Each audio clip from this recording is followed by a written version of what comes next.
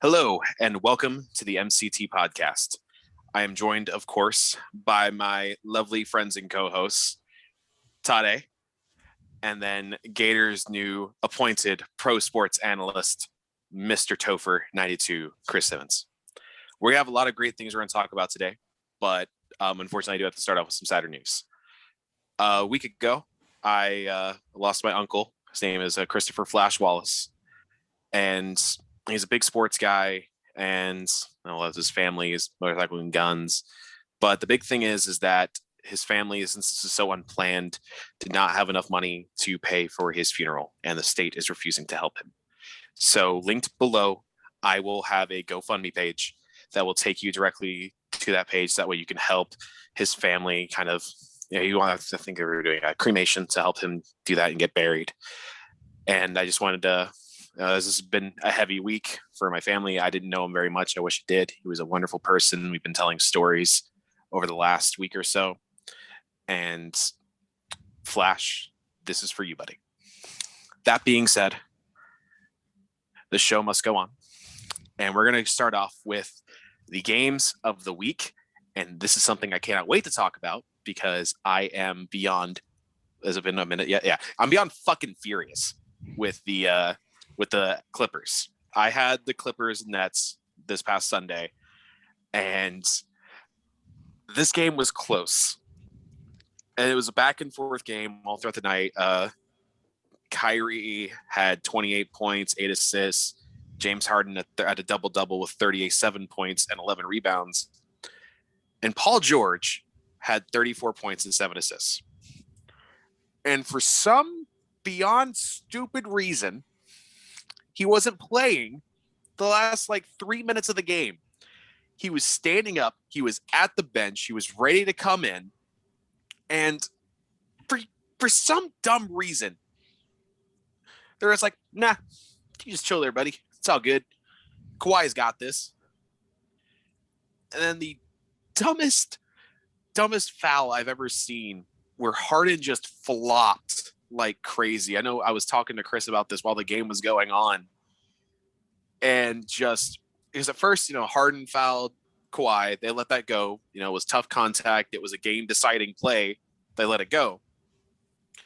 And then just trying to get his arm in position, Kawhi just barely moved his arm.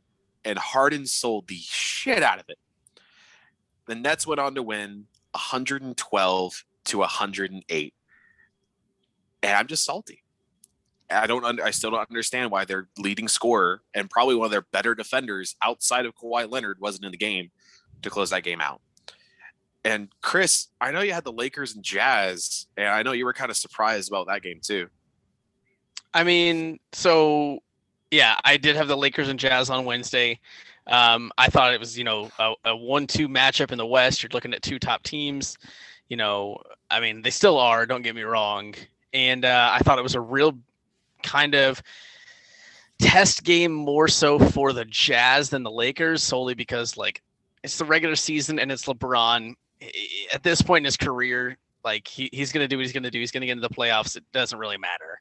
But the Jazz, they need those kind of milestone wins, those confidence boosters. And this was probably a game they had circled on their calendar. So my prediction had been a 109-103 Jazz win in, what I guess you'd consider that a relatively low-scoring game. The result, I'm happy to say that I was correct. The Jazz did win, but they won a lot bigger than I had anticipated. They won 114-89, so doing some quick math, that's a 25-point win over the defending champions. And I know, obviously, Anthony Davis, missed that game. He's injured. He's still out.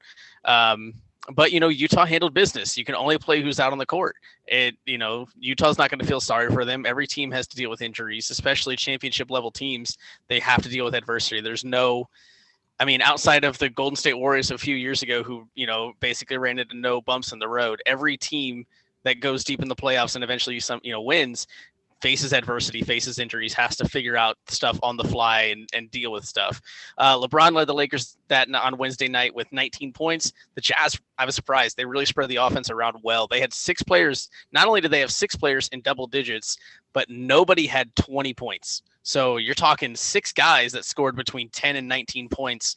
And I mean, that's championship level ball right there. When you've got shooters all around, guys that can hit timely buckets, and you're getting stops. I mean, I know Anthony Davis didn't play, but to hold any LeBron James led team to under 90 points, I mean, if you're not the 2012 Indiana Pacers, that's impressive to be able to do that. I don't care who he's paired with. He took me, Tade, and Michael to the finals back in 2009 with the Cleveland Cavs, and they still were scoring more than 90 points. So I was really impressed with the Jazz. Like I said, I know it doesn't hold as much water because of the injuries and stuff. No AD, no Dennis Schroeder. I know Tade, no Dennis Schroeder. He's big, but I mean, still, again, Utah had to do what they had to do, and they came out and not only won, but they had handled business, winning by 25. Tade, who did you have last week? I don't remember. Funny enough, you had my Lakers, and I picked your Suns. I had the Suns Blazers, and I was predicting this game was going to be a shootout. Close game. They're going to get it done, just all threes. Yeah, no, that didn't happen. Not at all. It was close. First quarter, a little back and forth. Okay. The line was predicting Suns win still, but then it kept flipping a little bit to the Blazers. They were like 4 points behind, always come back up again. Getting a lead for a second, then going back down. Then the Suns kicked it into overdrive in the second quarter, and their 2 all-stars, Devin Booker and Chris Paul, decided, you know what? This team has no all-stars. They're scrubs. We're going to kick their ass. And they did. Phoenix Suns got up to 126 in the score, and I don't even know what the Portland Trailblazers got. I forget by this time because that game was a while ago, and it was garbage. It's a horrible game to watch because it was a beatdown. The Suns just showed everybody why they're a good team this year. Yeah. Okay, so let's recap. So I got my prediction right. Tade, did you get yours right? I picked the Suns, so I did get it right. Just not how I thought it would happen. Same with me, but okay. I'm keeping the win-loss record in my head. So Michael, were you right this week or no? Did you get it wrong? I was off. Yeah, I'm 0-2. Okay. So we won't do it. We can keep track of it individually if we want. Yeah. So Todd and I are both now 1-1, and you're 0-2. So we're 2-4 as a squad. Hey, we just like Warzone, baby. We win together, we die together, we lose together. It's all good. So we're 2-4. We're working on getting out of that early season slump, that early season hold. So, but yeah, I mean, some of our games didn't turn out the way we wanted to, but hey, at least we're getting some predictions right. I mean, it's all about something. We'll get it going at some point. All right, so that's going to lead us into our first, I guess we'll call it big topic of the week, as we are going to kind of give you an update on the NFL offseason because, well, frankly, 2 things. There's not a lot to talk about right now outside of the NBA, and 2, there actually is some stuff happening in the NFL offseason. Even though stuff hasn't really gone final, we have gotten some big updates and some big, if you will, social media updates and speculations on some big names that can really not only, I mean, we're talking moves that I think are what I like to call domino moves, where, as soon as this stuff kind of actually happens, you're going to see a lot of reactionary moves happen. And the first guy I want to talk about is one of the 2 Texans that we'll talk about. I almost said former Houston Texans, but one of them is a former Houston Texan. The other one, keep you on your toes, that's big JJ Watt. So a couple updates on him. Obviously, he has been released by the Texans. He's free. He can go where he chooses, that I assume is not Houston. So he can go anywhere that will pay him. And the rumors right now, man, are the top offers on the table is he's looking at around $15 to $16 million a year, which, I mean, man, I'm always in favor. I am unabashedly always in favor of players going and getting their money because, my God, whatever they're paid, as crazy as the numbers we're seeing, across sports now, I still think they're in a sense underpaid because, man, whatever money they're getting it doesn't compare to what the team's bringing in off of their abilities and their play and their likeness, especially when you're talking a non-COVID time with ticket sales and jersey sales and everything like that they don't really see much of. So, you think, wow, JJ Watt, why does he need $15 to $16 million a year? But then you look at how trash the Texans are, and that organization probably brought in hundreds of millions of dollars. I mean, so it's just crazy. But anyway, so yeah, he's getting $15 to $16 million a year. There are multiple teams in the running for his services still. He hasn't really narrowed down to a kind of final list, if you will, or anything like that. I mean, Hell, I saw his tweet, GSC's tweet the other day where he was like, look, it takes me an hour to pick a show on Netflix. Picking a new team with a new city and everything is going to take me some time, guys. Let's just pump the brakes. And then, of course, he heated up the rumor mill again by tweeting that the mitochondria is the powerhouse of the cell. That's all he said, and it sent NFL Twitter into a frenzy. Hilarious. So he's having fun, and I don't blame him. It's his first free agency experience, man. Go and get yours. What I want to know from us is how many games realistically do you guys expect JJ Watt to play next year? Because that's going to be a big factor here. I would argue the biggest factor because, hey, sports are all about cliches, all right? And availability is the best ability. So, I mean, the simple fact is JJ Watt hasn't played a 16-game season in quite a while. And he's got, obviously a bunch of back issues and everything. But you know what? I think this year he's going to kind of not necessarily Michael Jordan it, where he comes out and says, F you, I'm going to show you all what I can still do, what I got left in the tank. But I think he's going to play about, I'd say 10 to 12 games. And I think wherever he ends up, I think he's going to play 10 to 12 games just to kind of show the league and especially show Houston, y'all messed up. Y'all messed up, especially if he gets to go somewhere where he can play Houston once or even twice a year. Oh, he's not missing that game. He's going to have to be carried off the field to miss that game. But yeah, I say about 10 to 12 games this year, I can expect him to play. See, I'm going to go a little bit different. I'm going to think he's going to play about 14 games if he doesn't play the full season. I think he's going to come back healthier than ever. He is rested and he is angry because he is hungry for a championship. He wants to win now. Houston didn't really build around him. And then when they did, they traded him all away for a bag of chips and a Subway sandwich. I'm sorry, as DeAndre Hopkins would say, a second rounder. A second rounder. Woo! But I think JJ is ready. I think his body is probably the best it's been in because he's training in wherever he wants to go to. Yeah. And he is going to probably go somewhere that's ready to build and win now. And I think he's going to give them everything he has, full 16-game season. He'll have to be carried out that field. Yeah, I'm less optimistic than both of you. I'm thinking any team that gets him, he'll play, I'd say roughly 8 to 10 games before the postseason. I think they will, if they're paying the money for JJ Watt, they want a healthy JJ Watt for the postseason. Okay. He's played 4 or 5 games in the postseason in his career? Yeah, something about that. Low. Not too. I mean, obviously not too many. No, not because Texans weren't ever good. Right? I think that deepest run was just 2 years ago when they went to the AFC divisional round. Yep. So I mean, there's nothing really strong about his postseason record, seeing as he's always injured, even when they go to the postseason too. Yeah. So I mean, 8 to 10 games, I think realistically, unless they give him a little bit more, but have him subbed out a lot. Yeah. Just to keep him healthy and fresh.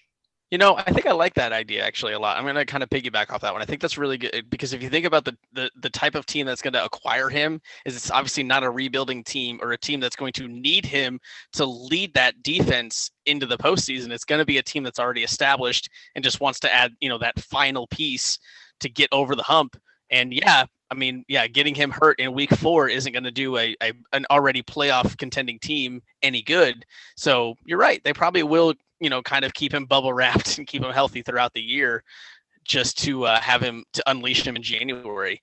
My next quick question that I brought up, when you're thinking about this, man, I talked about that 15 to 16 million a year that he's looking at.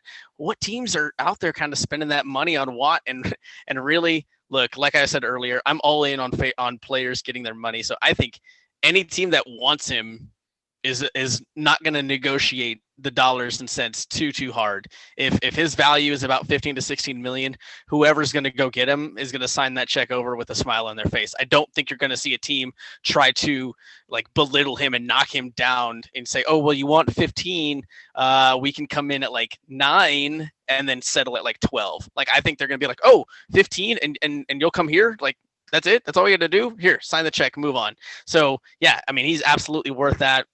Especially like I said, if he can be that final piece in a playoff team, getting over that hump and making a deep run, he's absolutely worth that check.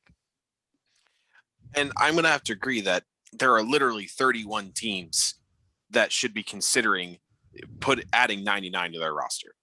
It's easy because every single team is going to benefit and get better with JJ Watt on their team.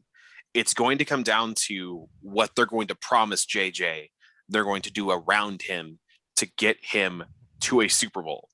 That's going to be the key factor, because JJ has made it clear he wants to contend for a championship, or at least want to be on a team that's a few steps away, so that way they're actually building towards it and not being the Houston Texans and destroying it from the inside out. So I think that's what it's going to come mostly down to is, we're going to go after these guys in free agency or these guys in the draft, because JJ could be that Tom Brady factor where teams are going to look at wherever he goes to join him and go on a run.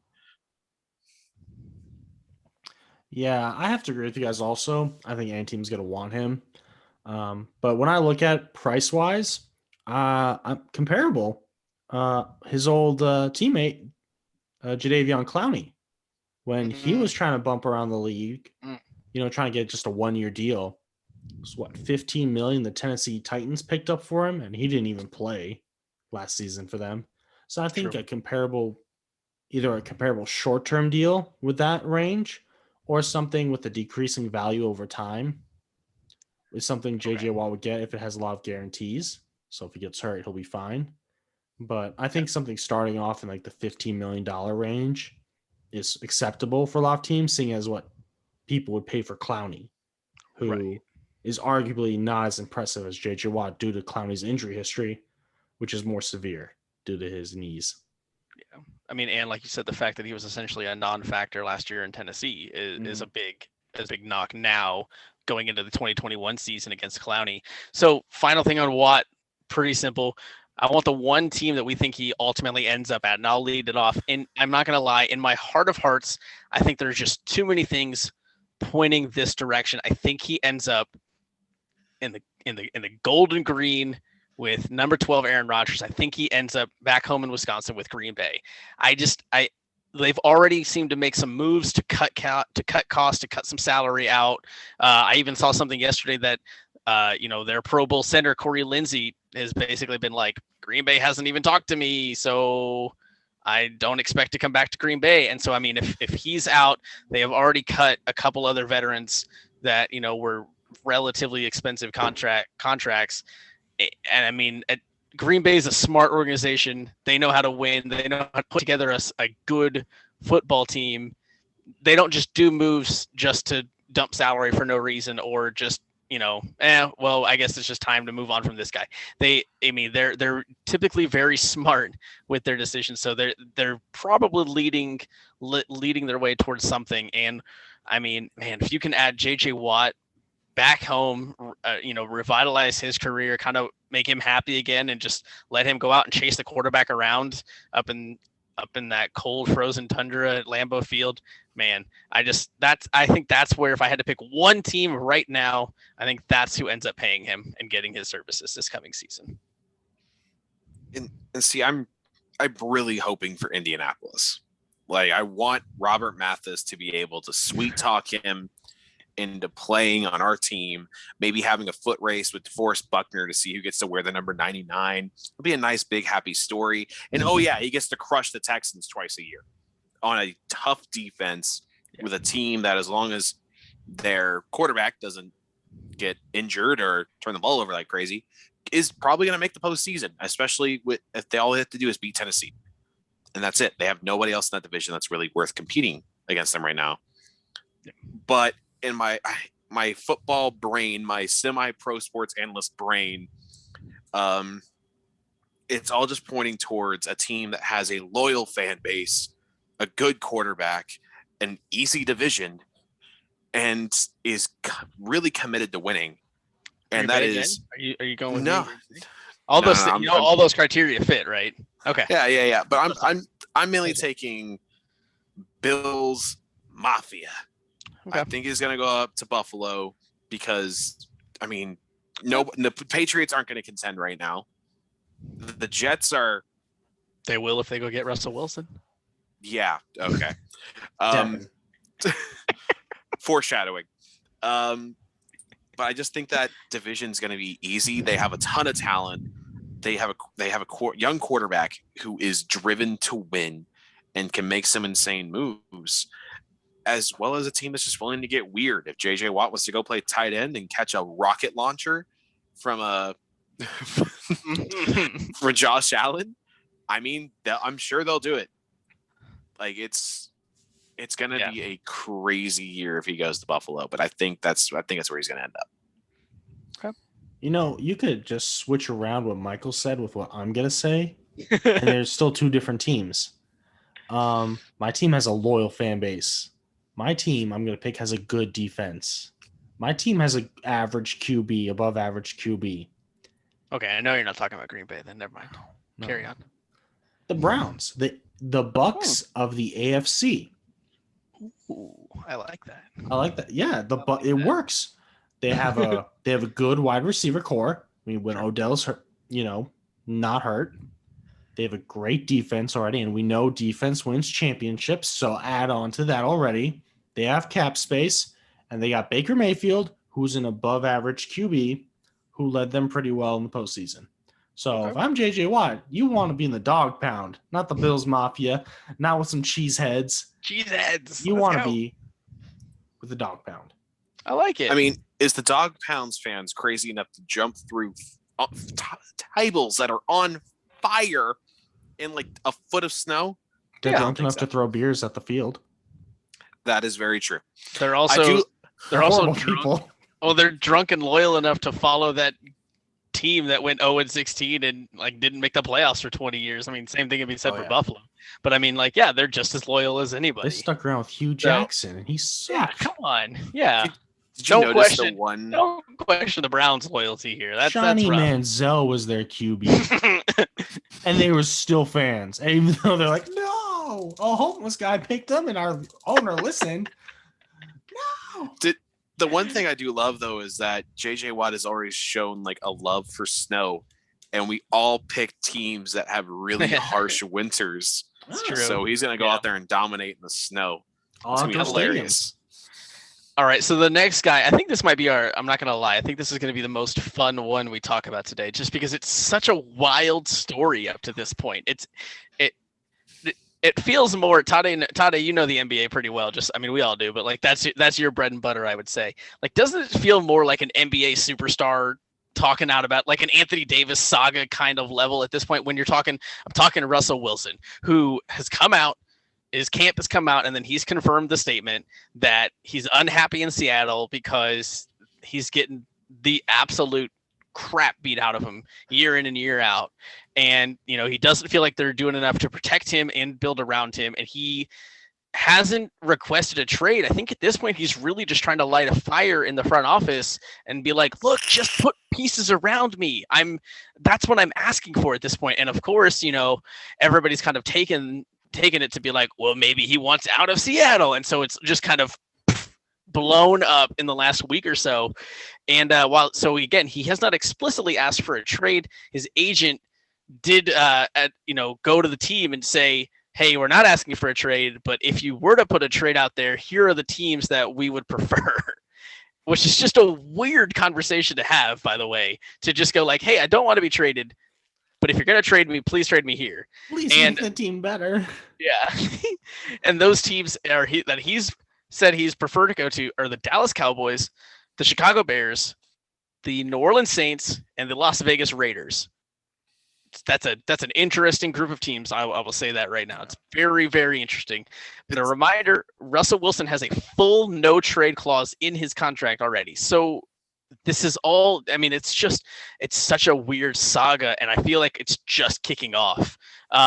So before we dive into it, the first question about Russell Wilson is, do you guys expect him to be moved before this season starts? Not ultimately. I want to know if you expect him to be moved before the 2021 season goes. And I will kick us off. I'm just going to say, even though all these things seem to be moving and we're picking up steam and things are going, I'm still pushing the brakes. I don't think he gets moved this quickly. I don't think the relationship is as torn as Watson and the Texans, which a lot of people are comparing it to. I don't think it's that bad. I think he's just trying to light a fire in the front office, kind of like Aaron Rodgers is doing up in Green Bay, and just being like, look, keep me happy, protect me, and I will win you football games. But we need to do this together. We need to go out and get guys. We need to do a couple of things to change this up because clearly right now we don't have this winning formula right now. It's not working, and I'm tired of getting my ass handed to me year in and year out. So I don't think it gets dealt just yet, but obviously these pieces are moving. I don't think he is going to get moved anytime soon. I don't see it happening like the next few weeks or anything. I think he's going to wait and see if the front office does kind of, get that fire under their ass and goes out and signs some top tier free agents to protect him and has a good draft class. And I think if that doesn't meet Wilson's standards, then he's going to officially request a trade. I think he'll be fed up. I think he'll be done. And as much as he's kind of like the goody two shoes of the NFL, like they're your prototypical NFL guy, I think he has a line and Seattle's getting dangerously close to crossing it. And all it takes is just another really quiet, dumb offseason to make him go, you know what? This team doesn't care. This team doesn't want to build. They just think I'm just going to put everyone on my back year in, year out, and carry them until you literally can't walk anymore. And after seeing what happened to Andrew Luck, especially what happened to Andrew Luck, I don't think he wants to take that chance. I think Seattle fans would rather burn down their stadium than even contemplate Russell Wilson leaving that team. Think about this. The man has gone to so many city council meetings advocating for a hockey team and an NBA team to be built there for their stadium. It is so refreshing to see a QB threaten things to make the team better when he knows there are things wrong with it. Like we said, I wish Andrew Luck would have had, the voice that Russell Wilson has with this team right now. Just say, save me. My body is dying on this field. No more magic water can save my legs. He doesn't have Michael's secret stuff. No, he's not Chris Paul. I saw that. That was pretty great. Oh, yeah. But could you imagine if Luck had said that to the media while Grigson was here? Like how that, oh my God, that would have Indiana would just call him spoiled because Hoosiers do that. They turn on people. And I'd be like, no, he's right. But he's not wearing a that's all, folks shirt like Anthony Davis did when he wanted to get traded. He's literally going to the front office begging for pieces to be added. You just said Green Bay's not going to re-sign their center. Green Bay had one of the best lines in the league. There's a piece right there. Try to get that. Do something for the man. He wants to stay, obviously. He's begging to stay. He's not going to get moved. I mean, they haven't really made like a big offseason move since they acquired the Saints center a few years back, right? That was the last time they made a really big move to try and protect Russell Wilson and blocking tight end Jimmy Graham. Mm-hmm. So Bleacher Report put out an article, at least I saw it today. I don't know exactly when they put it out, but they ranked the top 4 teams in a potential trade. And it's those 4 teams that we already mentioned: the Raiders, the Bears, the Saints, and the Cowboys. And that's how they ranked them. The Raiders least likely of the 4, and then the Bears, the Saints, and the Cowboys at number 1. So how do we feel about those 4 teams and the order that they were ranked? So as I kind of said in the intro to this segment, it's interesting. It's just an interesting group of 4 teams. I mean, I guess I'll say this, none of the quarterbacks that are currently leading those teams I would take over Russell Wilson. I would think all of those quarterbacks, the Derek Carr, Trubisky, even Drew Brees at 42 years old, and Dak Prescott. Be quiet, not the MVP. No one cares about the MVP today, except you. Like, I would thank all of those guys for their service and welcome Russell Wilson in with open arms. So I guess I can understand, obviously, where those 4 teams are coming from. But here's the deal. I don't know why it's just those 4 teams, because simply put, Russell Wilson is a guy that would make every single team in the NFL outside of Kansas City and Green Bay instantly better for the next year and beyond. Because I mean, he's just in that tier of quarterback play. He's just that damn talented. He makes stuff happen. Obviously, he's taken the hits for 9 years in Seattle now, but how many hits has he avoided in Seattle? How many times has he, drawn up a magical play out of nowhere, a la like Patrick Mahomes before Mahomes was in, and he's been doing things, Rodgers-esque and things like that. And it's just, I mean, he just would make like I said, any team better. I mean, hell, at this point, I wouldn't even be surprised if Chris Ballard calls up Philly and is like, hey, we're going to back on out of this Carson Wentz deal because it's not official yet. We're going to go get Russell Wilson. Thanks. Have a good one. You don't let the door hit you on the way out. So, I mean, he would just make any team better. So I don't have any issue with these 4 teams. It's just interesting that these are the only four teams at this point that they've decided to single out. And I think I understand just because, I mean, they're the teams that his agent mentioned he would prefer. So it makes sense. But yeah, you could rank every team that's not Kansas City and Green Bay because they all would instantly improve and probably become a playoff team if they added Russell Wilson and nothing else to that squad. He's just that good. And I just don't get the teams. I mean, the Raiders, John Gruden is obsessed with Derek Carr for some reason and Nathan Peterman. He probably will take Nathan Peterman over Russell Wilson because that's just John Gruden. The Bears just don't have a track record of building around their quarterback. They just don't. They always have a solid defense, but offensively, there's always been like a top tier wide receiver, and that's it. They always have an okay offensive line, an okay running game. They haven't had anybody that's been like at a superstar level since Matt Forte. So it just is a weird choice, and I can't help but think that I remember there was his wife was talking about how much she loves the city of Chicago. If he just threw that in there, because his wife is obsessed with the city of Chicago. The Saints and the Cowboys make a lot more sense because both of those teams have weapons. Both of those teams have a solid defense. Both of those teams have an okay offensive line that can protect your quarterback. And both of those teams have uncertainty at quarterback. So those two make more sense than Vegas or Chicago in my eyes. And I also was curious, like, why not throw another team like in Indianapolis on there or be weird like Deshaun Watson and throw up the New York Jets for some weird reason? Like, I was just really confusing those 4 teams to me. The man says he wants to win and be protected. It's not going to be those 4 teams. Let's take a look at this. He can't go to the Saints. The Saints don't have the money for him or to build a team around him. So the Saints are off that list. The Bears are garbage. Name one good thing on the Bears besides Khalil Mack. So Mitchell Trubisky. I thought Trubisky was your guy. Trubisky's technically not even on the team right now, guys. They did not pick up his option. So I don't know why people keep thinking he's on the Bears. They can put the tag on him if they want and then trade him or something. But like, he declined his option technically. And then let's see, the Cowboys. So you're telling me the Cowboys will trade Dak to the first off, they have to franchise tag Dak. So that's not going to be any good. So I don't understand where any of these teams can actually get him, let alone why would he want to go to them because they're not good teams. Yeah, I mean, that's the thing. If Seattle, the reasons, like you said, he wants out in Seattle is they're not protecting him and there's not winning. Those 4 teams, I don't think, as much as I think they get better with him, I don't think they instantly become Super Bowl contenders without a domino effect of adding some additional guys after making that deal. Okay, so you mentioned, Tade, the Dallas and Seattle, and I saw something about, a possible QB swap, like you said, between Dak and Russell Wilson. And as unlikely as I think that's going to happen, I want to know just who we think would win that trade. And in my opinion, it's pretty damn easy. Dallas wins that trade hands down.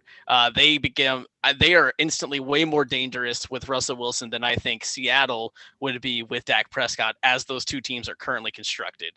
Like I said, this just applies if they don't, those teams don't make any moves. But as of right now, like as a Packers fan, I'd be more scared of the Cowboys with Russell Wilson than I would be as Seattle with Dak Prescott. That's just simple fact. I mean, I'm gonna have to agree with you there. Dallas is the easy win, and not because of who's better right now with the team under center. You know what Jerry Jones doesn't have to do?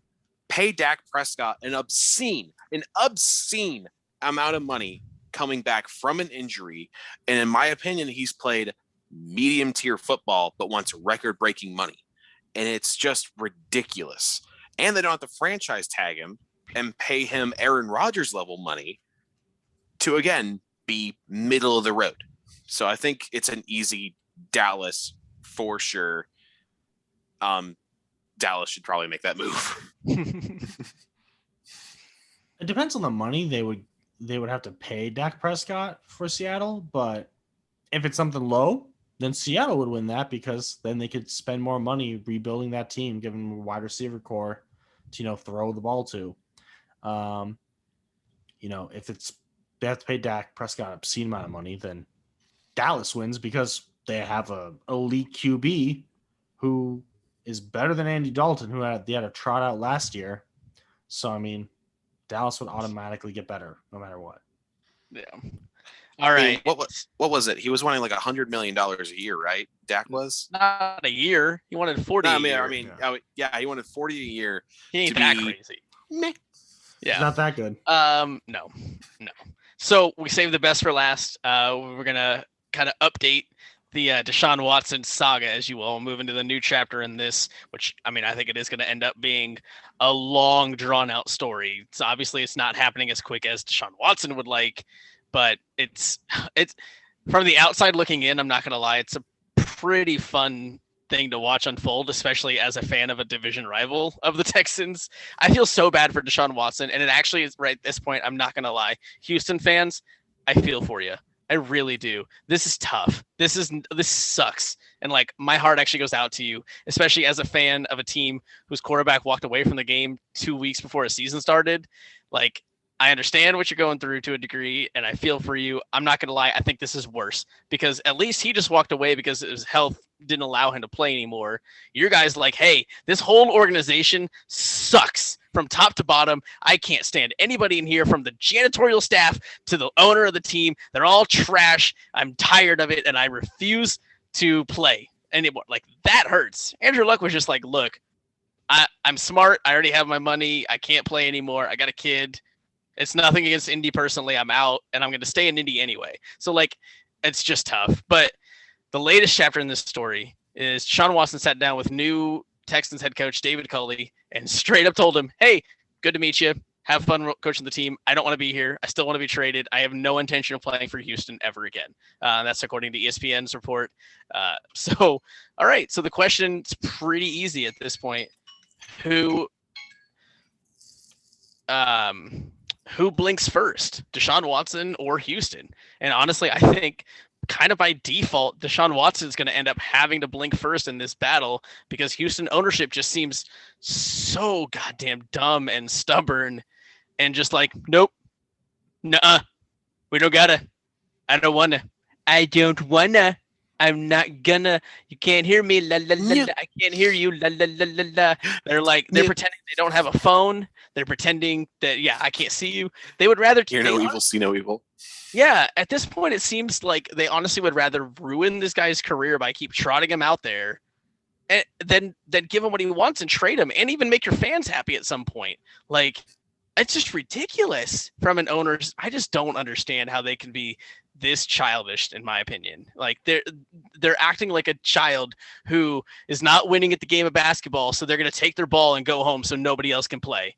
Oh, you want my quarterback? Well, no, he's mine, and I'm not giving him up. So, meh.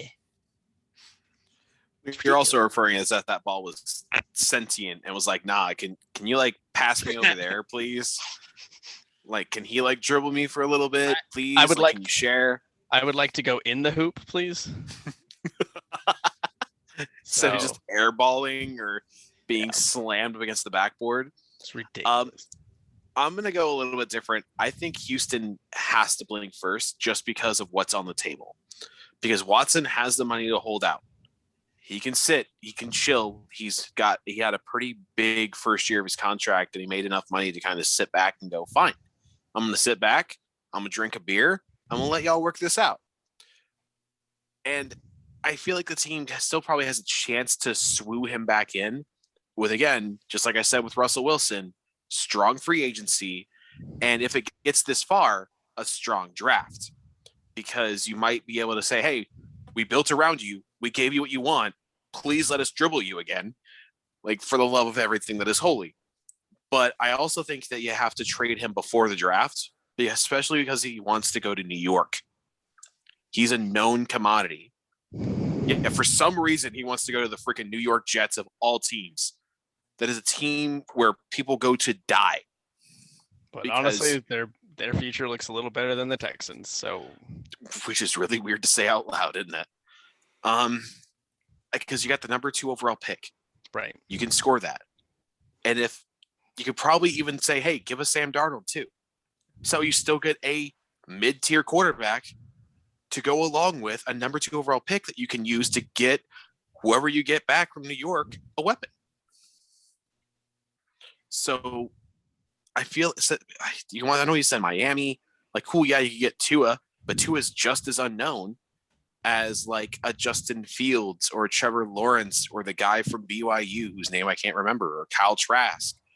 Like, there's too many unknowns in this draft to warrant taking a chance on where you can get a known commodity if you're in New York. And I feel like they need to be aggressive with that deal with Houston.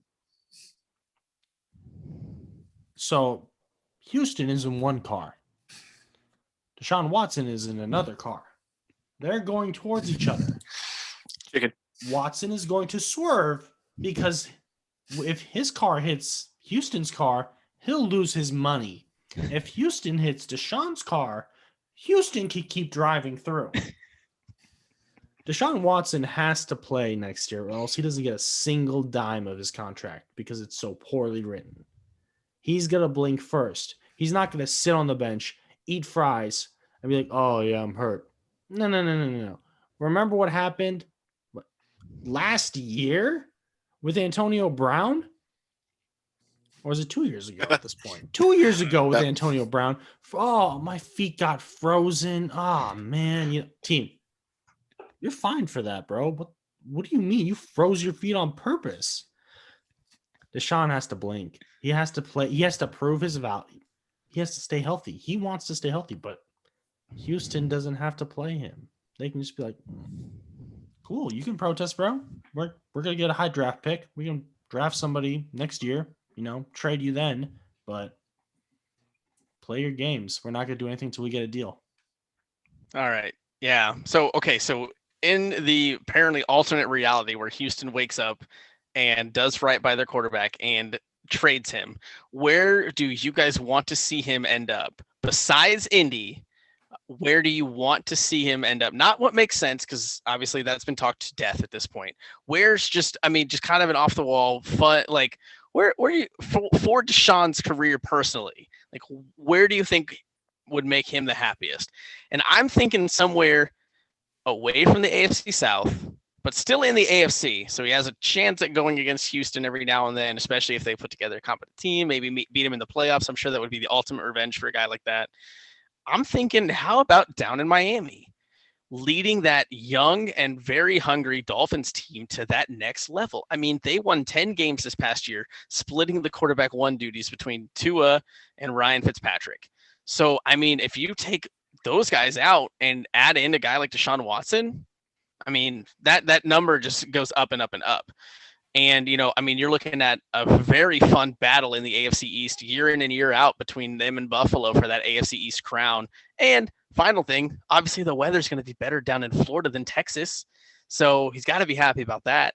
I think a place like Miami could be a lot of fun for a guy like Deshaun Watson for his career and obviously, and for the team. I think he could take that team pretty dang far if he gets a chance to lead them. I know he wants to go to New York for, again, some reason, but I think a team that would probably make a little bit more sense for his career would probably be Pittsburgh, honestly, especially if Big Ben retires, because you have 2 young wide receivers, an okay running back core, a strong defense, loyal fan base, and every player seemed to be favorite coach in Mike Tomlin. So you have all the pieces around you that you could ever possibly want. And it's a team that always wants to do more and wants to win that 8th championship already. Like they don't want Brady to beat them. You kidding me? So it's something I feel like Pittsburgh, I mean, that just makes sense. But will Pittsburgh do it? Absolutely freaking not. But it makes sense. The best career move Deshaun Watson can have is going to Dallas. Doing a swap for Dak Prescott. Texans get a QB that they're going to love. Their GM's going to love him. The president's going to love him. The owner's going to love him. Dallas gets a Super Bowl, caliber QB. Who's going to take that team? They're going to run through their division.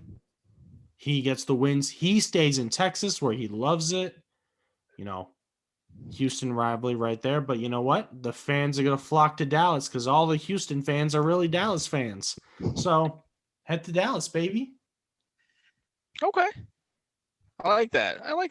We're gonna change gears. We're gonna change sports up. We're gonna talk NBA. We're gonna talk. We got an All-Star game coming up. We're gonna talk some hoops. That's our forte. That's our Tade's bread and butter for sure. So, I want to start us off on a probably not as fun question, but it's one that's kind of been eating at me anyway. So I've been waiting to get on here and kind of discuss it. When you talk about the All-Star game in the year 2021, in yet another COVID year, should we even be having an in-person All-Star game this year? Hell no. It makes no sense. It doesn't make any sense. You're doing the exact opposite of what you need to be doing in a pandemic. You're taking people from all across the country, having them fly and flock to one spot and stay there, and then go back out across the country. Like, it's just ridiculous. And I think the salt on the wound in that one too is that we just watched the NFL do their Pro Bowl virtually. They just did a virtual Pro Bowl where they did the same thing. They got Pro Bowl players. It counts all the same, but they did it virtually, and they just played Madden, and they turned it into a fun little side event. And that was fine. I understand the NBA All-Star Game is a lot bigger and more sought after and more watched than the NFL Pro Bowl. I get it. But guys, we got to be adults. This is one of those things in a pandemic. You have to say, sorry, not sorry. It's not worth it. If one person gets sick from this All-Star event, it makes it not worth it, because that's just it's a risk that's not worth taking. So it kind of sucks. I'm a little torn about enjoying this All-Star game and stuff, but I don't know. It's tough. It's really, really tough. So all right, that's all I got on that one. I don't think we should be having an in-person All-Star event where we're flocking to one city in this country. It's ridiculous. And then to have fans not show up is going to be, I mean, you're just asking for trouble right now. I mean, I'm going to have to quote Leonardo DiCaprio in The Wolf of Wall Street and say, absolutely fucking not. This should not be a thing at all. I love All-Star Weekend. I love All-Star Saturday night. I watch a little bit of the Rising Stars game, watch a little bit of the All-Star game, but All-Star Saturday night is my night. I come home from work, I sit down on the couch with a beer, turn on the TV, watch the dunk contest, and then go do whatever else I'm going to do. But it's my favorite. It's one of my favorite weekends of the year. I get it. And I understand that Commissioner Silver wants that money because the teams are struggling right now with the lack of fans in the stadiums. I get it. But this is unnecessary. You're going to hurt your wallet worse if you have to cancel 2 weeks worth of games and try and fit them in somewhere around the season. They had an NBA 2K Players Tournament last year during the little break. And the MLB had a Players Tournament that was really popular on MLB The Show that went really well. Have one player from each team line up and you're off and running. You can play a little tournament and be a lot of fun. It just doesn't make sense, because to Chris's point, if one person gets sick, then you're risking every single team getting sick, as well as staff and personnel that all have to travel. And oh yeah, don't forget about their families, their friends' families. Like you're starting a whole other outbreak for the only sole reason of views and money. You're out here looking like Logan Paul. It's time to stop. Adam Silver is showing that he's a commissioner that cares about the money. And it's sad that he's really doing this. If we look for an example, Jayson Tatum got COVID. Jayson Tatum still has lingering effects that is affecting his game. He already says, he runs out of breath quicker. He doesn't have enough energy that he used to, and that's why he's on a slump. Would you want that to happen to all your players, all your best players in the league? He's going to the All-Star game too, but you know what? He already has the effects, so he's already screwed. You want that to happen to LeBron? You want LeBron to talk crap about the NBA even more? You don't want to do that with all your young talent going there. It's just not smart. Okay. That aside, full lineups were officially announced earlier this week. I got to take a breath because our first question is, how do we feel? And I'm geared up and ready to go. So listen, I try not to curse on this podcast. I feel like my dad watches it. I feel like, I don't know. I don't like to curse too much on this. What in the actual fuck happened with these lineups? I am so heated. Listen, I understand players get snubbed every year. It's part of why people find this stuff intriguing. It creates talking points, and there's not enough spots to fill everybody that's deserving. I get it. A deserving player or multiple ones are left off every single year. I get it. That being said, okay. No, that being said, listen. We talked last week. We listed 2 players, one from each conference, that we thought were going to be not necessarily locks, but we thought should be on the bench, for these teams, for the East and the West. Both of my players should have been there, and they both got snubbed. Damn it, Devin Booker out west. There's no reason. I cannot believe he wasn't named an All-Star off the jump. And I'm not going to lie. Don't get me wrong. I understand how important Chris Paul is to that team this year. He's a huge X factor into why they've got that edge this year that they didn't necessarily have last year. But the fact also that he got in over Devin Booker kind of surprised me. Just when you talk NBA and you talk stardom, I understand what Chris Paul has been for the league. But man, Devin Booker is a rising superstar in this league. And how does he do it? Man, he does it with shooting and putting up points and highlight plays, whereas Chris Paul is just, almost like a Steve Nash, where he's more finesse and more just the brains kind of guy. He understands the game, the X's and O's. So I'm a little surprised at that move in general. But then to leave him off to leave Devin Booker off, and then at least he's an injury replacement for Anthony Davis.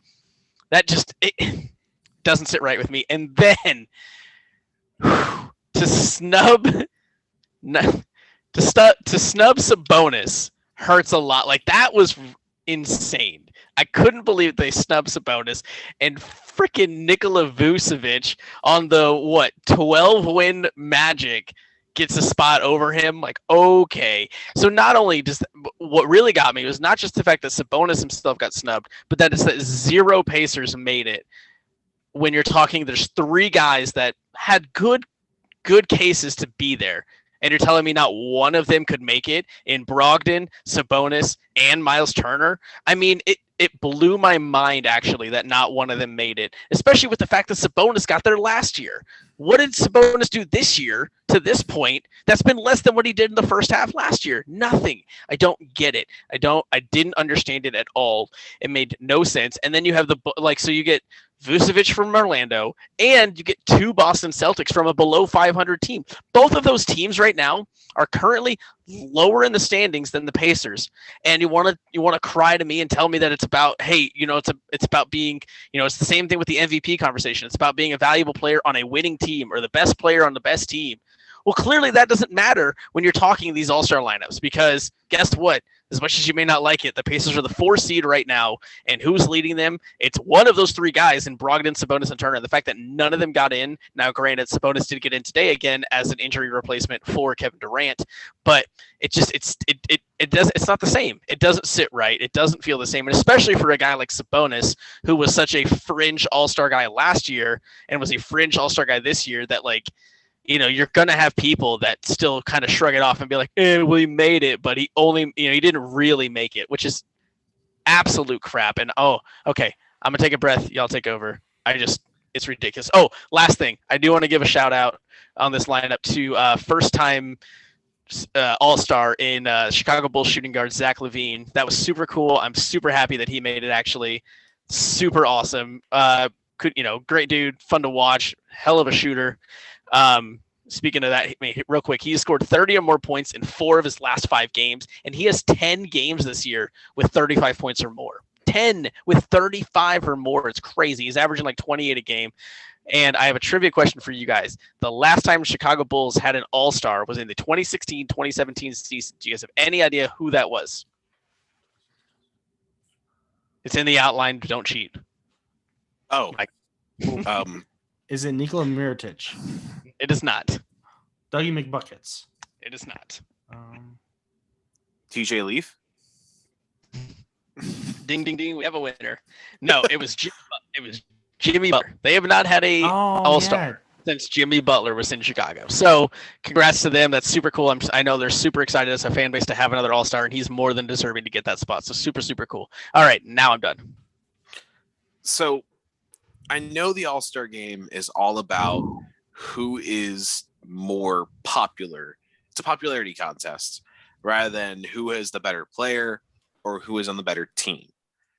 That being said, unlike Chris, I have no problem swearing on this show. How the fuck do you leave out Devin Booker? I was in complete agreement with Chris here. What the hell, man? He is one of the biggest players on a team that is hot, no pun intended. Like a son.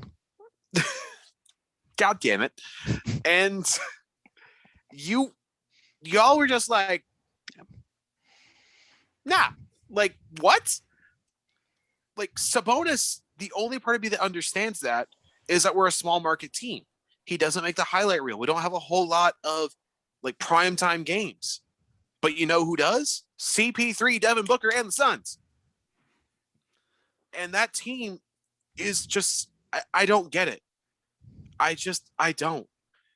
Like Damian Lillard was a guy I knew I was in. The other guy I wanted to get in was Miles Turner because defensively, he has been a powerhouse. His blocks are showing up on the Sports Center top 10s. And not one Pacer? Come on, man. We're the basketball state. Screw y'all.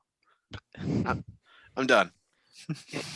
So unlike my 2 co-hosts here, I'll be a little bit more rational. The West is stacked. I want to remind everybody this.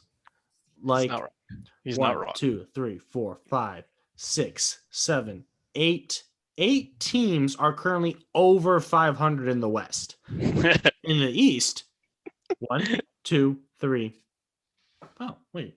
1, 2, 3? 3 teams in the East are over 500 compared to 8 teams in the West. The West has too many good players. So, it's not that crazy to see Devin Booker left out of the initial roster until the reserves came in. It's not crazy. Wait, it is crazy Sabonis wasn't in because Vucevic is on a team that is currently 13-20. That one doesn't make sense to me. I don't know it either. I'm mad about that too. It doesn't make sense. You can put Julius Randle in as center because he's a power forward center basically. And you know what? Yeah, that makes sense. Sure. Yeah.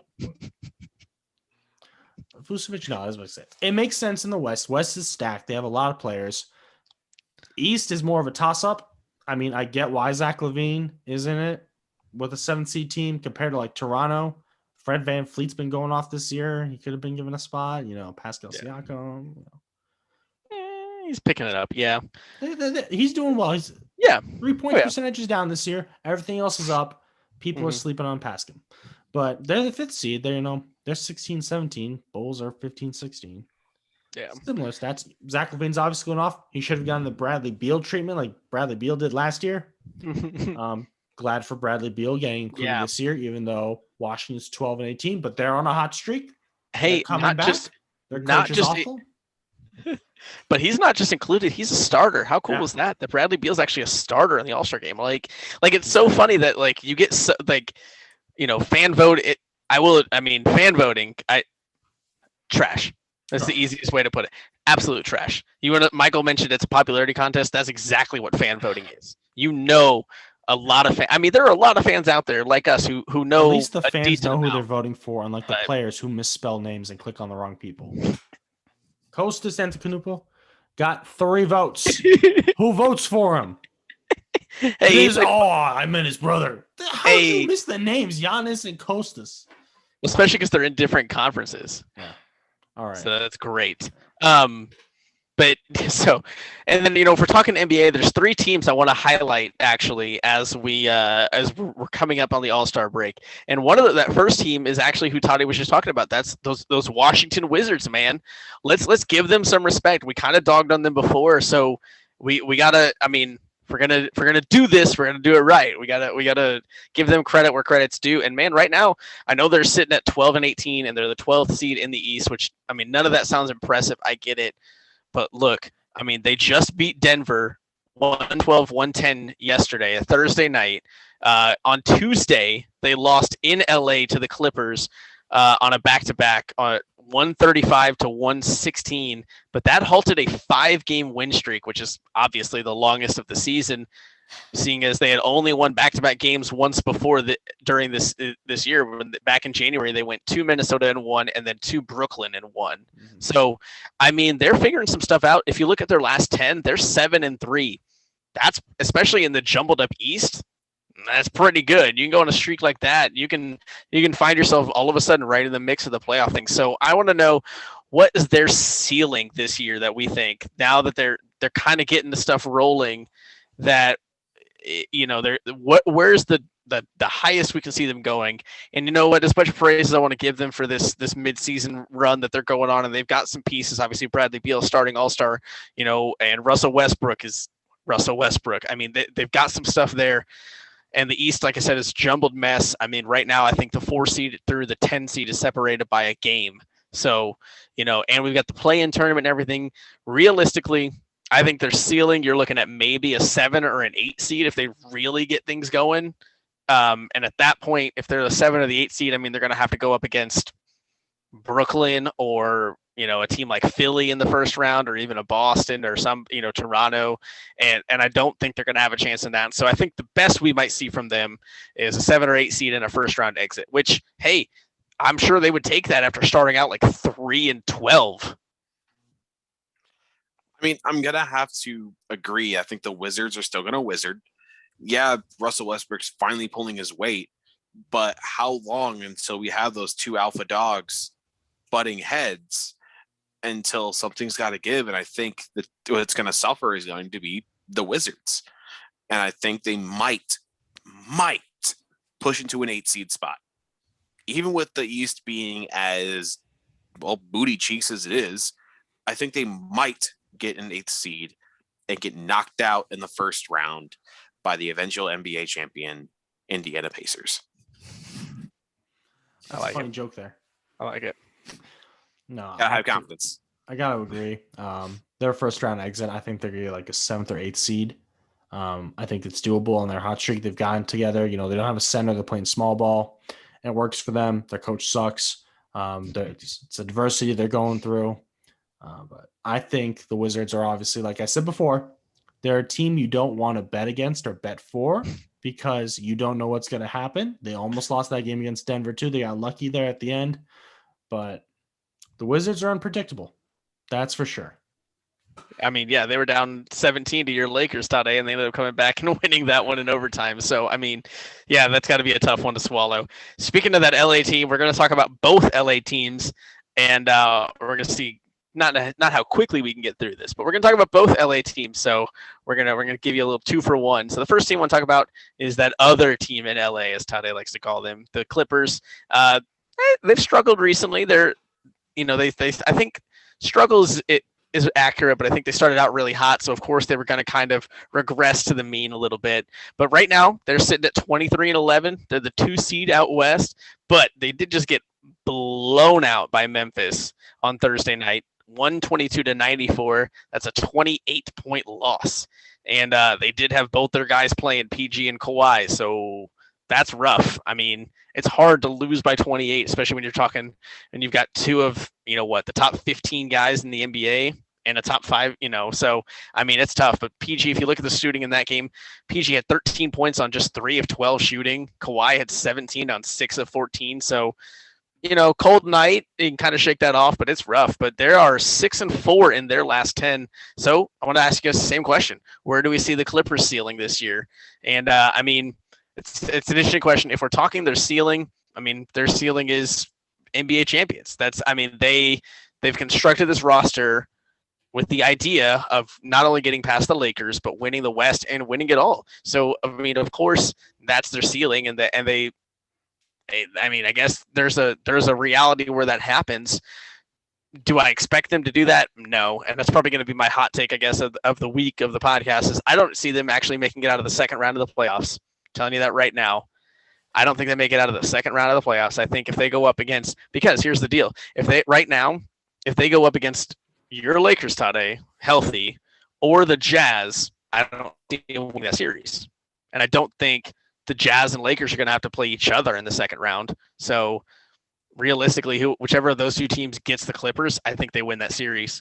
And I mean, hell, the Clippers have shown they could even choke a series away to a team like a Portland or a Denver or anybody like that. The West is so good. I mean, a Phoenix could come out of there and I think give the Clippers more than they could handle. So yeah, I'm gonna stick to that. I don't think they make it out of the second round of the playoffs this year. See, it's just really hard to see a team try and shoot themselves in the foot by keeping your best player out at the critical positions of the game. But at the same time, like Paul George can't score 13 points and expect to win. I know his nickname is PG-13. That makes no sense on that end. By ways of a ceiling, I mean, I think they're going to get to the conference finals. I don't see them going past that because I don't see them beating the Lakers or the Jazz. But I also just think that they can get past maybe one of them if they have to play both. I think the team that could probably beat is the Lakers, especially if there is no AD, which we'll talk about later. But I don't see them winning the finals or making it to the finals, but I think they can get to the conference finals and kind of move past their playoff woes of the last year. Yeah, I got to agree with all that too. If you look at it, Clippers, new head coach, the team is solid. Their ceiling is the championship. It'd be weird to have 2 LA teams win it back-to-back years, especially the Clippers of all people. But what other LA team would it be if it's not the Lakers? There's only the Dodgers. I mean, they'll join. They'll play basketball. They're good enough at this point to do just about anything. Like I said earlier, the West is stacked. Like 8 teams are above 500. All those 8 teams are playoff bound right now. So yeah, they're going to have trouble throughout the entire playoffs, whether it's in play tournament, first round, second round, championship. I think they could struggle if injuries persist like they usually do for the Clippers and for Paul George and Kawhi Leonard. So we'll have to see later on. I don't expect them to go past the conference finals either. It's the Clippers. Man, I thought that was supposed to be a hot take, and y'all are just like, "Yeah, that sounds good," and agreeing with me. Man, I was ready to be like, that's why it says pro sports analyst. I had all this stuff ready. But all right, let's talk about that other team in LA. The Tade, I'll give you this: the more successful team in LA. There you go.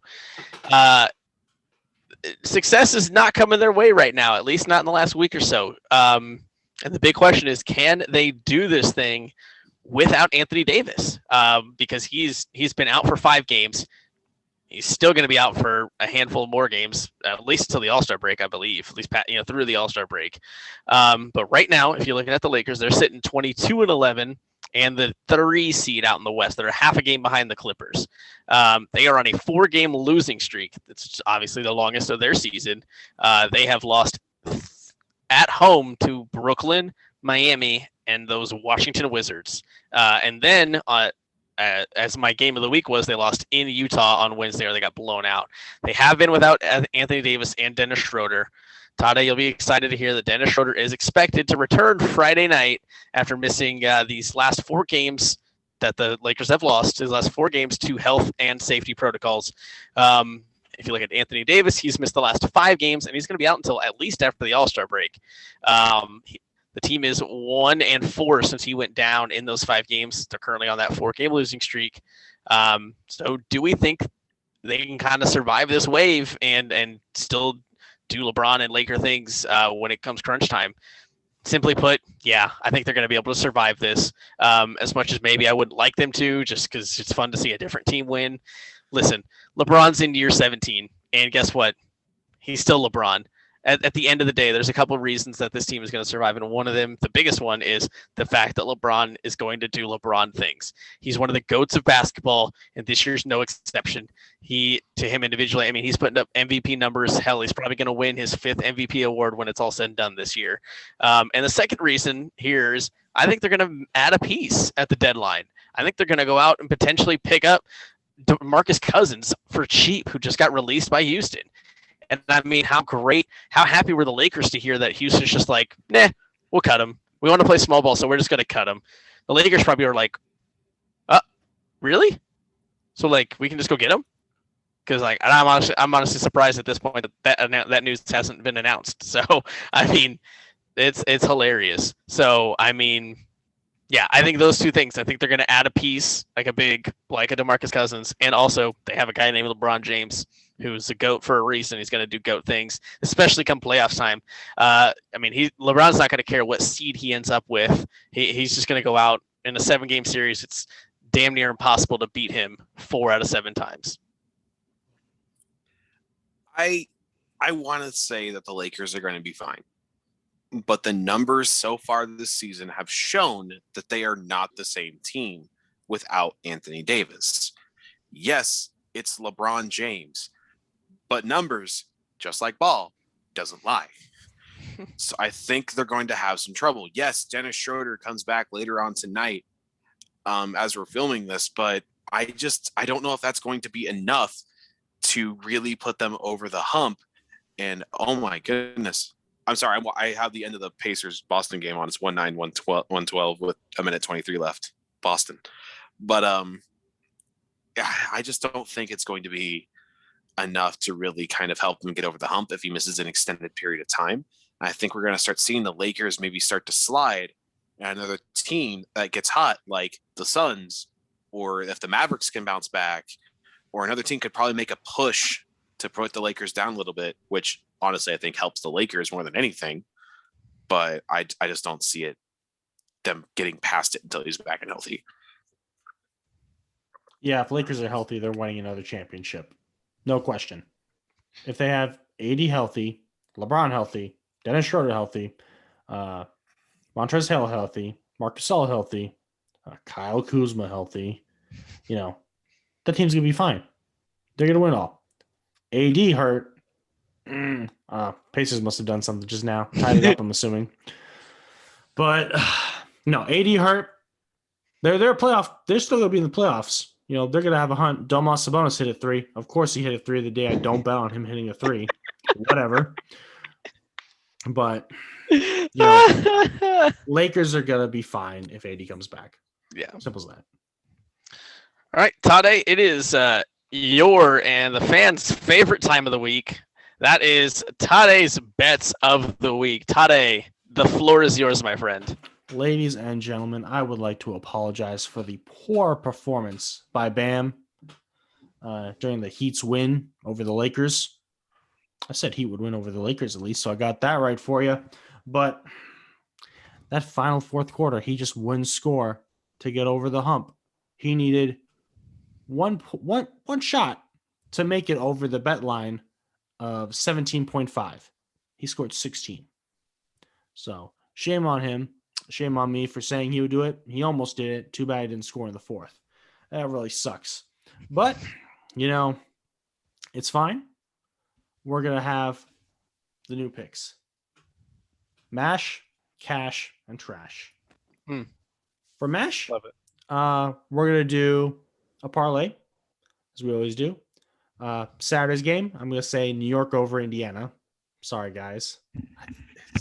New York plays defense. We don't play defense anymore. I'm going to take the under on the points on that game as well. So New York and under, and then Memphis over Houston on Sunday. Because Houston's just hurt. Memphis is healthy. They have a good center. Houston does not have a good center. So New York over Indiana. You take the under on the points for that game, and then Memphis over Houston on Sunday. 3-game parlay. My cash bet, Utah over Philly. Utah's got to beat Philly. I don't see a way they don't win. Right now, they're fine with Miami. It's close, but nothing's been settled there. My trash game, Purdue versus Wisconsin. People say Wisconsin's going to win. Wisconsin's not going to beat Purdue. Purdue is 15-9 right now compared to Wisconsin 16-8. But Purdue has better games and a better ranking than Wisconsin in the Big Ten. Wisconsin's 6, Purdue's 5. They played better in the Big Ten than Wisconsin. It's a trap game. Wisconsin's not going to win that. They're ranked 24. They haven't beat a ranked opponent. They don't deserve to be ranked right now. They lose to every ranked opponent they face. So Wisconsin's going to lose that game. Purdue's the underdog. Go for it. Utah over Philly. Go for it. Let's learn some new phrases here for gambling as well. It's called take the loss. If you lose a lot of money and you think, oh, no, this is going to be the one, don't do it if you're already losing money. What I do is I bet on what point's going to be scored next, what field goal. It's going to be a 2 or a 3. And I always double it after I lose. Now say, they choose just not to score a 2-pointer and it's all 3s for the night. You could be betting over, $100 on a bet. And you'd be like, I got to triple this every time I lose. Yeah, I did that. I still won. I got lucky. Thank you, Golden State Warriors. But yeah, no, take the loss sometimes. You'll make your money back eventually if you at least keep the average. Average sports bettors, win 50% of the time. Just depends on what game you win. All right, let's head to our last segment. Well, thank you, Tade. Thanks for the new phrase and the wonderful bets. Still, I'm not gonna lie, I'm hurt. You're taking the Knicks over Indiana. I hope to throw that one in your face next week. But it's all good. Please do. I will be happy either way. If they win or I get money. So it's fair. Yeah, I see what you did there. So we are going into what's going to kind of be, I think, a running segment for a while on this show because, one, I'm not going to lie, it sounds like a hell of a lot of fun to me. And two, it's just that time of year where I think things are going to be a little slow. So we're going to kind of switch it up a little bit and keep everybody on their toes. We're going to talk. I mean, it's still sports related. So everybody calm down. Stay tuned. Just to focus back on me. We're fine. It's going to be sports related, but we're not going to be talking live sports. So we're going to be talking, like sports related movies and TV shows or documentaries, video games, sports songs. I mean, anything that kind of ties itself into a sports or a competition world, we're going to be talking about. And I'm not going to lie, when we came up with this, I pitched it. I was like, the first one I want to do is sports, video games, and the like, because if you know anything about me, I like video games and I like sports. So you won't be surprised at all when I tell you that I love sports video games. And that's what I play a lot of. So what we're gonna do is each of us are going to talk about our favorite sports video game or franchise and our favorite kind of sport that was made up in a video game world, if you will. So not necessarily like Mario Baseball, where it's still just baseball but with Mario characters, but like an actual sport that doesn't exist but it does inside the tense of a video game. So I'll give you some examples. We're going to go into mine. So the first one is the easy one it's tough for me, but it's an easy one to describe. It's just the sports video game franchises. So like I said, you'll be surprised to know I play a lot of sports video games and have for many, many years. So yeah, shocker. But I couldn't even pick one for this segment. I really tried. I did. I swear I tried to pick just one. But I couldn't do it. I got to go with two. The first one, Michael will not be surprised at all, is the franchise MLB The Show. Baseball. I mean, it's such a well constructed game from top to bottom. I'm not going to lie. 20, the gameplay itself was a little rough this year. Just, I feel like it took maybe a step back from 19, which really kind of hit it on the head. But 20 was still, the content was there for Diamond Dynasty, their card collecting and fantasy mode. You know, you get to build your dream lineup of current guys and future stars, alongside with, past legends and moments kind of guys. Anyway, super fun. But I've been playing MLB The Show since back in the PSP days, where I was playing a Road to the Show on my little PSP sitting in the car 10 years ago. So back when David Ortiz was on the cover for like 08 or whatever it was, or 09.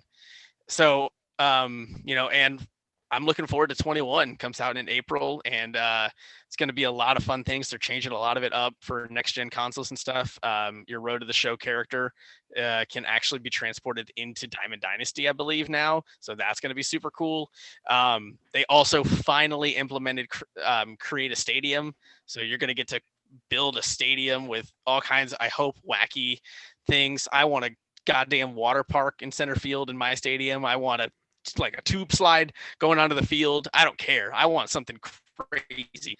Like the pool in Arizona is going to have nothing on my park. And I love the swimming pool in Arizona's center field. It's iconic to me. So super excited for that. And I'm excited because it's going to be on multiple consoles. It's going to be on Xbox. I hope it's going to be on the Switch, but I'm not sure. Not yet. Damn. Not yet. So, well, that's going to save me some money. So, wallet's happy. But because I'm not going to lie, I was going to buy 2 copies. So for me, you're going to buy my copy? No. I was going to have PlayStation is going to be my Diamond Dynasty copy, and the Switch was going to be my Road to the Show because that's more portable and you can play it on the go and stuff like that. So I've been thinking about this for a year now. It's going to be great. And my second favorite one has got to be NFL Street 2. That game was perfect. That video game was absolute perfection from top to bottom. I still play that game. I've got it in the GameCube in the other room.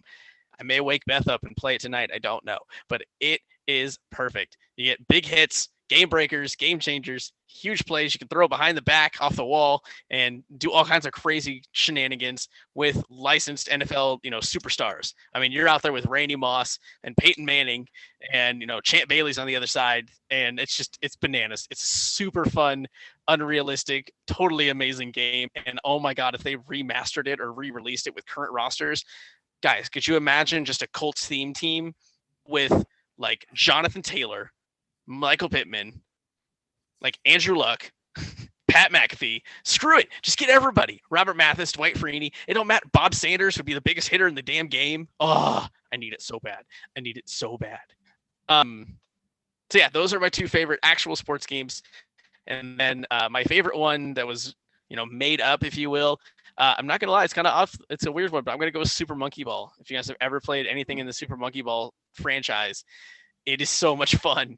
And it's definitely a weird. That's an oddity for sure. Yeah, and it's definitely a weird like competition kind of, because they have a bunch of mini games in the old GameCube game and stuff. And I mean, I remember some of my favorite mini games. There's one that's just called Fight, and literally you're just on a platform, and you have a fist, like a boxing glove, on front of your ball, and you press the button and it shoots out and retracts, and your whole goal is just to knock the other players off the platform. It's hilarious. And then there's ones where you like dive in and you're trying to land on a bullseye, and you have to close the ball in midair and then land and roll and try to get as close to the bullseye as possible. Super fun, super hilarious. They did actually make a Super Monkey Ball game for the Switch that I have played, but not too much of. But yeah, it's fucking difficult. Yeah, that's the new one is. It's difficult. Yeah, when when we were talking about favorite made up sports, I mean, I had another one in mind that maybe I'll keep in the back pocket if we do something else kind of related to this. But this one came to the forefront of my mind. And I was like, oh, yeah, this is great. Because I wanted to do like Mario Golf or Mario Tennis and baseball. But I was like, that's a cop out because that's just baseball with Mario characters. Yeah, there's wacky things, but it wasn't the same. So as soon as I came up with, I thought Super Monkey Ball is like perfect.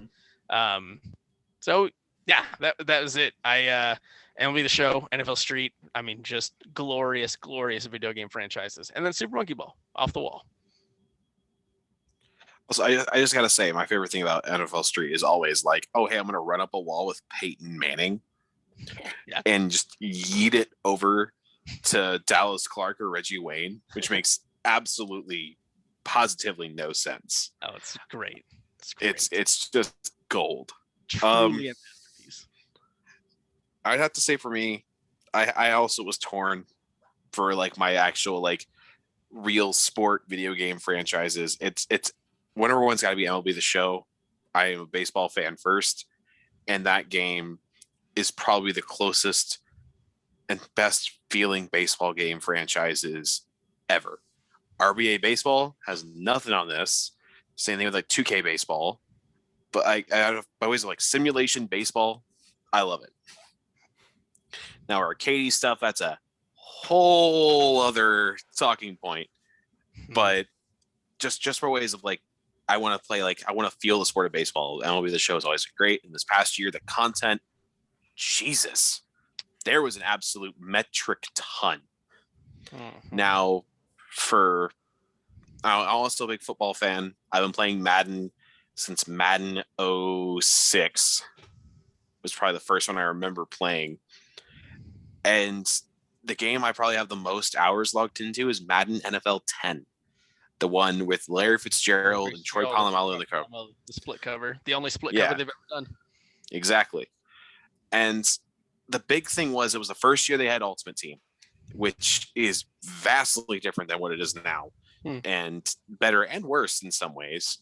They still had, the good old-fashioned Super Bowl patches, and they made new ones instead of just the really crappy ones the NFL does now, which is dumb. Bring back good Super Bowl patches, damn it. That's a whole other rant, but I'm a big franchise person when it comes to Madden. I play Ultimate Team. I do it more casually. I've played it more seriously now just because franchise mode is dead and buried, which sucks. I hope they fix it. But this game had a weekly recap show with cast members from the NFL Network that would do a weekly show recapping the games before, talking about key games next week, talking about division standings, award races, like things you would get in a normal weekly show, not unlike ours. And it was awesome. Like scouting was a lot better. You could create your own teams and have actually some decent customization with it. Like you can make it a cupcake team and build them up, or you could build a team full of NFL legends. So if you wanted to have Brett Favre and Peyton Manning and Tom Brady be your 3 quarterbacks, you could do that if you wanted to. And the game was actually difficult for a while. Like it's still difficult for me now, but it's just a ton of fun. And for ways of sport made up for a video game, if anybody is a fan of Red versus Blue and Halo in general, I'm talking Griff Ball. Griff Ball is the game that, it's legendary from the Red versus Blue show, and the fact that Bungie and now 343 it's just a staple in the newer games is just hilarious with me. For those who don't know what it is, basically each team is equipped with 2 weapons, a sword and what they call a gravity hammer that will just basically launch anyone and anything if it makes connection with you. Your goal is to get a ball in the middle of the field into the other team's goal. When you do that, you turn yellow, which is the character Griff from the Red vs. Blue show, and you can't really hit anything or do very much. You have to kind of rely on your team. It's kind of similar as to like a Rocket League or something like that, where you kind of, if you're trying to carry the ball in, you kind of have to work around your team because the opponent can just kill you and end your streak right then and there. But it's one of my favorite things. I just remember playing Halo 3 and spending all-nighters playing nothing but griff ball with the unhealthy amount of energy drinks I was drinking as a 15-year-old. All right. Well, I'll switch gears a little bit sports-wise. My favorite sports video game is probably FIFA 15, which you'll remember was the Clint Dempsey Messi cover. It was great because Messi is always on the cover of FIFA's back in the day. From like 2013 to like 2017, it was all Messi. 2015, they're like, you know what? We got this. Here's an American player for you American folks buying the game. Everyone was happy. It was great. So right after the World Cup, it was FIFA Mania after that. People were buying FIFA to play FIFA. It was a great time. It was like how Rocket League is now. It's just fun, casual stuff. There were some Ultimate Teams there originally with the card packs. That started to happen. And now FIFA is just a repeat game every single year, and it's garbage. So the good old days of FIFA 15, solid. Now, my wacky game is the greatest water aerobics handball coordination game on the planet. Comes from it's an in-game game. It's from Final Fantasy X, Final Fantasy X, X2 also. Blitzball.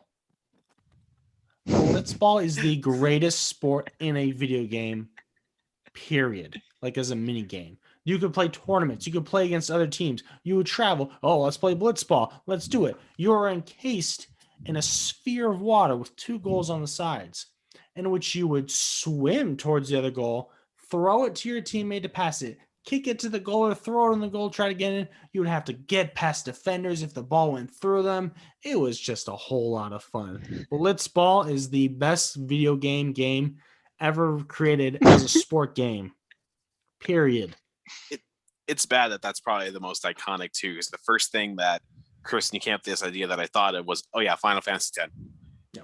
Like that was the first thing that popped up into my head because that's just an iconic. Outside of this, the whole like really awkward laugh that game had, that was probably the other most iconic piece of that game. Yeah. To be honest, I don't remember anything else. Yeah. I just remember playing that game. Fun. I love it. We're definitely going to have more of these segments because I want to get some deep dives on, especially I want some debates now on like documentaries and what's, this and that. Like, I'm sorry, I just got that itch. I know I'm a year late, but I just watched The Last Dance. So I'm all documentary. Like I'm on a documentary high at the moment. But all right, guys, we're about to wrap up. Mm-hmm. And you know what? This is great because we're in a routine. I think we know what to expect as we end a show. So what games are we looking forward to this week? What are our pick'em games? And you know what? I'm taking a tough one. It's going to be, you guys may have to back me up on this one, but I'm going with the Pacers and the 76ers on Monday. That'll be March 1st. And I picked this one because it's going to be a big test for these Pacers who are really, they're middling around there and at 500 or so, and they could use another signature win just to give them some more confidence, especially going into and coming back out of the All-Star break. So something to hang their hats on. And frankly, I can't stand Philly. I don't like the 76ers. Don't like them at all. I don't like Embiid. I don't like Ben Simmons. I just not a fan. They rub me the wrong way. So, anytime that the Pacers do come out with a win against them, it feels oh so good. And right now, the 76ers are currently 22-11. They're first in the East, and the Pacers are one of those 10 teams that Tade was talking about that's at 500 or below, but somehow they're still sitting at the 4 seed in the East. So my prediction is going to be a low-scoring defensive battle, like so many of those 2012 and 2013 Pacers games that we loved back in the day. So I'm looking at like a 92-86 Pacers statement win there. Next, what did I say? Is that Monday? Yep, Monday night. So, hope I get that one right. Well, I'm just kind of thinking back on it, Tade. I think you're the first person that actually mentioned college basketball on the podcast, and I guess 3.5 episodes. And you know what? This will be the second time we're going into it. My game to watch this week is number 9 Iowa versus number 4 the Ohio State University. You can moan and groan you want. I didn't even have to look at the outline. I should have known. As soon as you said college basketball, I should have just been like, I bet you It's a big matchup. In the outline, he put Ohio State. He didn't even put the correct He name. did. It's the Ohio State. He didn't even First type off. that in there. You messed up. Wow. They can't see that. There's no proof. But I'll say Take it. our word. 2v1. Ohio State is looking to bounce back after back-to-back tough losses against the team up north on the 21st and Sparty, Michigan State on the 25th. And the guy that really needs to carry them to victory and the guy to really kind of watch for is EJ Liddell, who I think is kind of one of those sleeper picks in the first round of the NBA draft upcoming here soon. I think he has that kind of, not like superstar potential, but like really solid player potential in a mid first round. And this team, everyone's just trying to get to the dance. But a week ago, we were ranked number 2. I want to get back to that. I know in the end, it doesn't freaking matter, but I would still love to see the team kind of bounce back and get a win. I'm hoping for an 88-79 win for Ohio State upcoming on Sunday. All right. For my game of the week, I'll go back to the NBA. It's about, last year's playoff Cinderella versus an upcoming Cinderella. I'm talking about the Miami Heat versus the New Orleans Pelicans. Everyone wants the New Orleans Pelicans to do well. Zion Williamson, Lonzo Ball, Josh Hart, Steven Adams, Brandon Ingram, my boy. Because Lakers. Remember when he was in the Lakers? I remember. Yeah, I remember that too. Remembers. Yeah, now we have Kyle Kuzma. And we could have kept Josh Hart. Whatever. Rip. But Miami's coming back. Everyone's starting to get healthy. They're starting to pick up speed. They're doing well. They're playing well basketball. Tyler Hero's hurt. It's fine. Everyone started guarding him, so he wasn't as good. But I don't know. I think it's going to be a great game. I think this game, the Pelicans overtake Miami just because the Pelicans have a lot more options available to them still. They have a good defensive center who tries to get out of the way for Zion Williamson. So I'm thinking Pelicans over Miami about 108, 102. The game is Thursday, March 4th. All right. Hope we can go 3-0 this week. We got some wins last week. We went 2-1. So hopefully we can get that clean sweep that we're looking for. That's going to about do it for us today. Just a reminder, you can follow us, Todd, or Michael and I at least, at the socials that you see on the screen there below. That is our Twitter handles. And come on along. And if you want some more sports takes and a bunch of Pokemon stuff this time from me this week, definitely. New Pokemon games were 2 new announced Pokemon today. games. So super excited about that. I'm going to sneak that in, I think, to the podcast next week. Don't worry, guys. We'll get that in there. We're not sneaking if we're talking about it now. Poke baseball? Poke baseball. I'd be All down. the Pokemon sports? Poke tennis? That is going to wrap up this episode of the MCT podcast. Remember, you can catch us on YouTube every Saturday and every single Saturday. We promise not to miss one. Fingers crossed, at least. So we will see you guys next week. Same time, same place. Have a great day. Bye.